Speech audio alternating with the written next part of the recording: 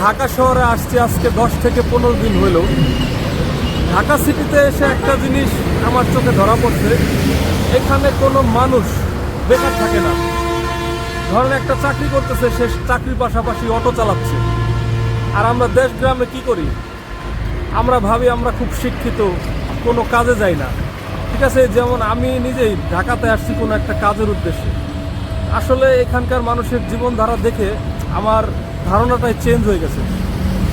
এখানে স্বয়ং বাড়িওয়ালাও তার বাসার নিচে সে শাক বিক্রি করতে আমি তাকে দেখছি। ঠিক আছে, তো আসলে কি বলবো, এখানে আসলে আপনি যদি ঢাকায় আসেন তাহলে আপনার কোনো না কোনো কাজের ব্যবস্থা হয়েই যাবে ইনশাল্লাহ। ঠিক আছে, যেমন আমি নিজেই আসছি ঢাকাতে, যদি কোনো কাজ না পাই আমি কিন্তু আসলে রিক্সা চালাতেও দ্বিধাবোধ করবো না। ঠিক আছে, তো সেই অনুপ্রাণিত হয়ে আমি কিন্তু আসছি এখানে। ঠিক আছে, আসলে লজ্জা ঘৃণা ভয় এগুলো দিন থাকতে নয়, তো এইগুলো থাকলে আপনি আসলে কিছু করতে পারবেন না। এবং মানুষ কি বলবে, লোকে কি বলবে, এসব চিন্তা করলে লোকে কিন্তু আপনাকে দুবেলা খাবার দেবে না। ঠিক আছে, আপনার নিজের খাবারটা নিজেকেই ম্যানেজ করতে হবে। তো এসব বাদ দিয়ে যে কোনো কাজে লেগে পড়ুন, ইনশাআল্লাহ সফলতা দেওয়ার মালিক আল্লাহ।